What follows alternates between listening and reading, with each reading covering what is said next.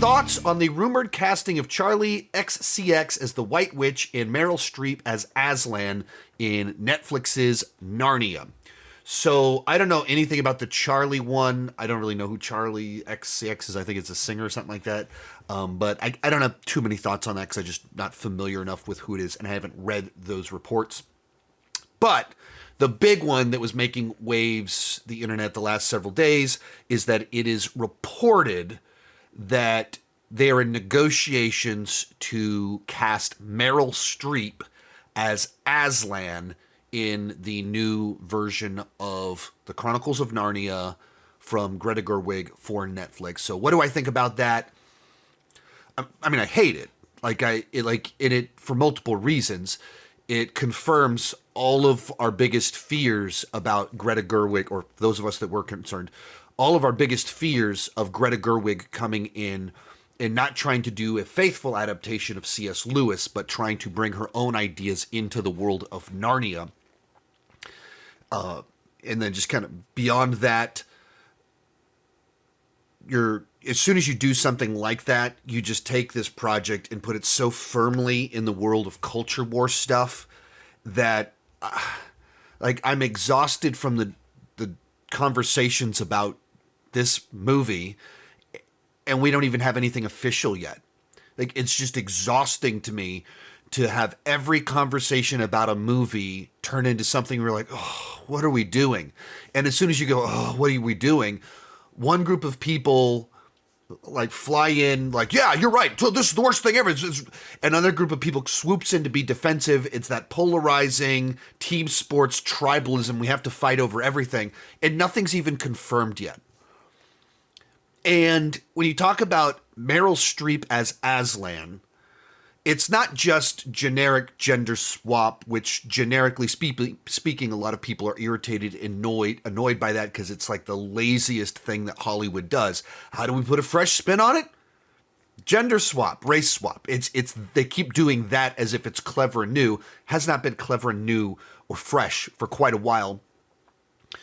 But this is bigger than that. It's not just generically a problem. In Narnia, Aslan is Jesus. So it's not just generic character, you're gender swapping Jesus. Which to Christians, you don't get to play around with Jesus like that.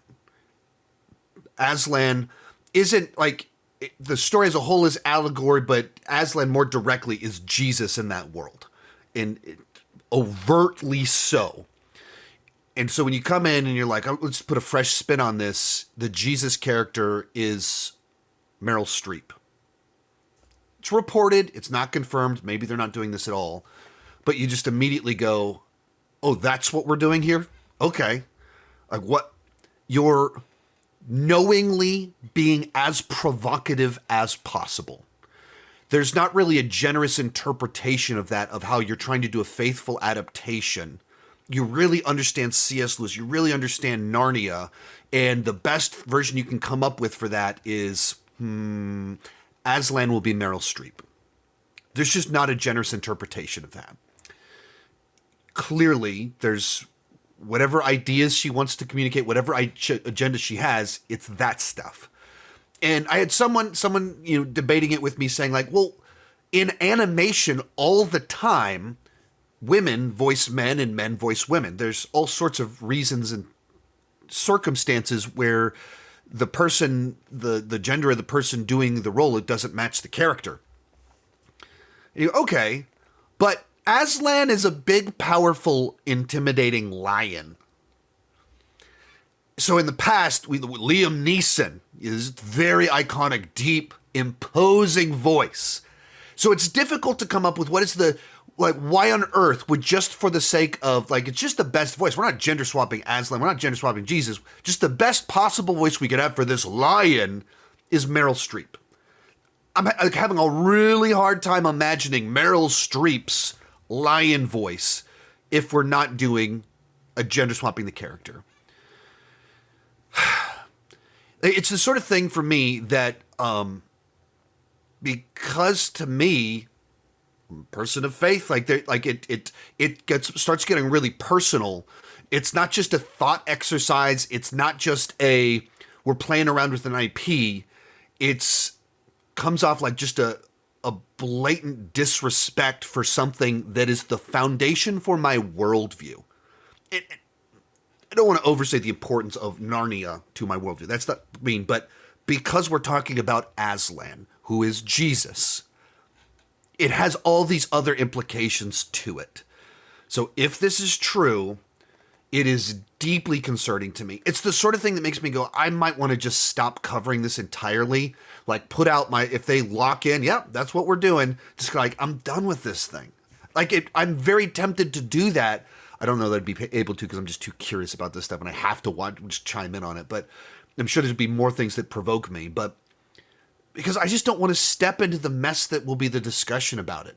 Because there's no version of it. You can't discuss gender, like a version of Narnia that gender swaps the Jesus character without it being more than just discussing the film itself. You have to get into the why, the message being communicated, the agenda behind all of that, and how it so overtly clashes, very likely, we don't know what's happening, we haven't seen it, but very likely clashes with what C.S. Lewis set out to do in a way that is extremely troubling to people that view this as Christ allegory, as it was intended to be.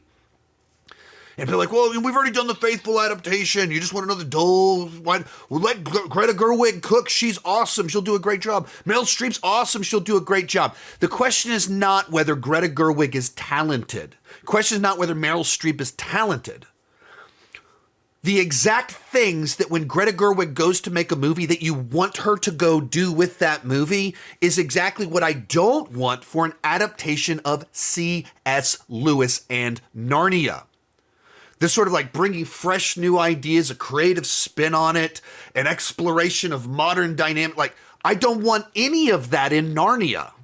I don't want you to bring that into this Christian allegory, this stand-in for Jesus. I don't want anywhere of that anywhere close to it. I want you to do a faithful adaptation of Narnia that best captures what C.S. Lewis was trying to communicate. There's a reason it's a timeless classic. And like, if they do this, who is this for?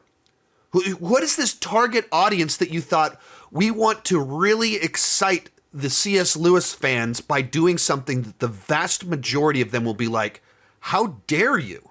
So I don't understand this at all. If it's true, if it plays out, I think this is just a catastrophic misread. But like, this is not new for Hollywood. Let's just go back 10 years where they're like, let's start doing biblical epics again. Let's do this. Who are we going to get to do the Exodus? Ridley Scott, atheist. What? Who are we going to get to do Noah? Darren Aronofsky, atheist. This is not new that Hollywood chooses someone that is a really inspired visionary director, but their vision and their ideas don't match up with the thing being adapted. And when you're talking about adapting Bible stories and overt Christ allegories, the target audience does not want your fresh new take on it. They want a great version of it. They want a cinematic version of it. But this is not the time and the place to be like, aha, I've got something to bring to the... You know who it would be a great way to explore these modern themes? Aslan. So I think it's just a total misread of the room, total utter mistake. Just, I think it sounds horrible. I always thought Greta Gerwig was an odd choice to direct Narnia, just her style doesn't really fit that world, plus the movies were already fine as they are. Yeah. Right. Yeah, I just don't see it. Like, it feels like, wow, she just made a ton of money with Barbie. We want to get her. What property do we have? Let's line up big name director, big name property. What can go wrong? Without stopping to think, do these two things actually go together? Does this make sense? Does Narnia bring the best out of Greta? Can Greta bring the best out of Narnia? Are they compatible? Are these two things that amplify one another in a very exciting way? Or Is this a situation that it's like two things that will always be at odds and there's just a tension there that's not good? Creative tension often brings the best out of projects, but it has to be a certain amount of compatibility to that tension. And I don't think you have that with something like Narnia, that it's an individual's creative vision. It's not Batman that has been reinterpreted by hundreds of different writers and artists across multiple media. There's the books. That's what Narnia is. Like that's the world. It's one thing that C.S. Lewis did. And adapting those, you don't want it to be like this flashy, exciting thing in that regard. You want it to be great, but you don't want it to be like, look what she can do with this. I agree with you on Aslan. If they do this, it's offensive and disrespectful. It's just tough to not, like, if you cast Meryl Streep as Aslan, like, you better go out there and immediately, like, why did you do this? Like, what is your rationale? And she gave all these quotes of, like, how she grew up reading it and loving it and how much she respects it. So, like, how do you possibly say, I want to do Narnia, I want to respect it, I'm going to take the opportunity from someone else? By the way, Aslan is Meryl Streep. Or Meryl Streep is Aslan. Most of these clips are pulled from my Patreon live streams. I do about 6 live streams every single month. For $2 per month, $20 per year, you can get access to all the exclusive videos and live streams. For $5 per month, you get your name on my end card. At the top tier, you get a 30-minute video chat with me each month. The link down below in the description has more information.